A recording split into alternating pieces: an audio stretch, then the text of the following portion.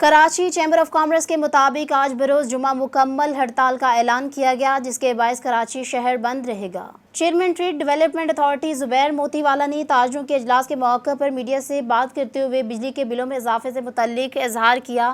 انہوں نے کہا کہ کراچی چیمبر تاجروں کی ہڑتال کے ساتھ ہے اور جمعہ آج مکمل ہڑتال ہوگی۔ زبیر موتی والا کا کہنا تھا کہ بجلی کا ٹیرف ہمیں قبول نہیں، چھوٹی صنعتیں ہوں یا بڑی، اتنی مہنگی بجلی پر کاروبار ناممکن ہے۔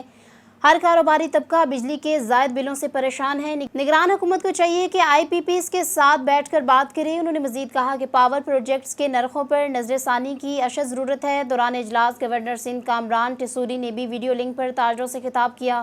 اس موقع پر انہوں نے یقین دلایا کہ تاجروں کا مقدمہ لے کر اسلام آباد جاؤں گا، تاجروں کے ساتھ نگران وزیر اعظم کو تجاویز دوں گا۔ گورنر سندھ نے تاجروں کو ہڑتال 2 ستمبر تک مؤخر کرنے کی درخواست بھی کی۔ مزید ویڈیوز دیکھنے سے پہلے ہمارا چینل سبسکرائب کریں اور بیل آئیکن بھی ضرور دبائیں۔